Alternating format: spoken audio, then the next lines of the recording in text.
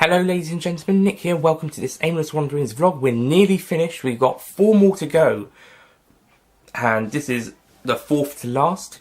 Today we are looking at the last episode of the Fruit Pastel Doctor Wave 1 stories, The Brewery. Which also is a very similar story to Dimensions in Time, in which Doctor Who crosses over with a popular soap opera. In this case, it is Aimless Wanderings doing Coronation Street, Doctor Who meets Coronation Street, with some of the Corrie characters, presumably, I don't watch it, presumably some of the Corrie characters crossing over into the Aimless Wanderings universe. In this story, the Doctor, Dilbert and Bilal turn up in an alternative pastelbury where it actually turns out to be Coronation Street. The bartender is actually known as the barmaid, he's actually a woman, and Bilal is mistaken for a woman called Gail, and you've got this dodgy character called Richard Cole. Richard Hill, played by Chris Johnson, who is amazing as a villain. The character Richard Hill is the baddie of the story. He's working for an organisation known as The Brewery, who want to shut down the Rotten Pastel and create chains of pubs with incredibly cheap prices and a children's menu, and get rid of the English country pubs that we've come accustomed to. So it's basically something like Wetherspoons taking over from older pubs such as the Rotten Pastel. Personally, I like both. I love Wetherspoons, but I also love the country pub / pub restaurant. To be honest, whenever I've been into a pub, it's always one that does food. So I've not actually had a drink without a meal yet. Well, I'm only 19. So, yeah, that's an incredibly good idea. The idea that a chain could make normal pubs lose business. But I don't think they have to worry that much at the moment, because there are still hundreds of English country pubs, even though quite a few have shut down. But that's more due to people buying alcohol in the shops and having it at home more so, and it being a bit more cheaper generally. It's certainly cheaper at Aldi. Pretty cheap at Aldi. So I wouldn't really blame the chain pubs on that moment. But let's get pubs and alcohol discussion out of the way. What's the story? Also have to mention, Norris Cole turns out to be a special weapons Dalek hired by the brewery, and Billy voices him, and he does a good job. Yeah, good job. There's 2 characters that I don't think actually do anything. It's Fred Elliott and Ashley Peacock. I think they just appear, and that's it. So if those were characters from Corrie, then they're just cameos. Then basically it's Benji and Chris doing Thompson again, so they didn't have to have an actor not having much to do. And thankfully Chris Johnson and Billy Tracy get a bit more to do with their roles.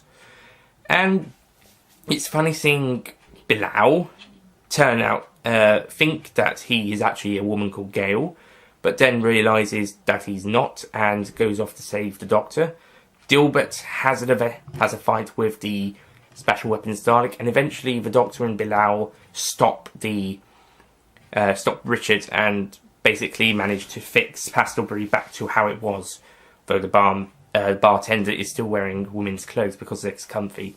Dilbert has a product placement message at the end following a closing statement, and yeah, it's quite funny. I will say this, I should have mentioned this with the last vlog.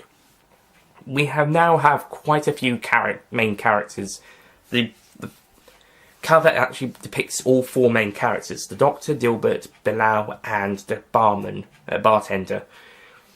There is now Fruit Pastel now has 3 companions running consecutively, blah de blah. Although the bartender is more stay-at-home type of guy, but I was wondering if it would be a struggle for them to write stories with all these characters, but this story certainly proves that all of the characters, okay, maybe not so much the bartender because he's the barmaid, but certainly with Bilal and Dilbert, they've got stuff to do, and Bilal turns out to be a great help for the Doctor. And Dilbert has his funny moments, and I'm sure the bartender would have been helpful if he wasn't being the barmaid. Of course, Dilbert had helped save the day in the last one, and in the one before that, the bartender had been a big presence. So again, another reason why it's such a great thing he wasn't away from the pub for an episode. And yeah, this was a great one, and George doing a girl voice was great, and then he went back to his normal self at the end. Overall, The Brewery is a great finale to Fruit Pastel Wave 1. Whether there'll be more is yet to be seen. So I'm rounding off this adventure with a 10 out of 10. It is great. Okay, now for what you've all been waiting for. The Fruit Pastel Wave 1 Forbidden Fruit Pastel ranking. This one is an incredibly easy and difficult one at the same time. It's difficult because they're all 10 out of 10s. However, this is also easy because I know exactly where in the which one I prefer over which. So the stories are, of course, Dawn of the Dilbert, That Way Leads to Death, and The Brewery. So number 3 is Dawn of the Dilbert.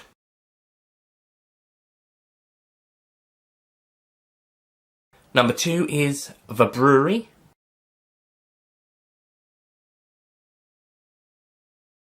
And number 1 is That Way Leads to Death.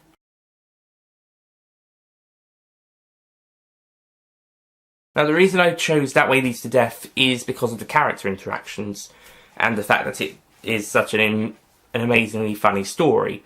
In terms of a story-wise, I think The Brewery would have won.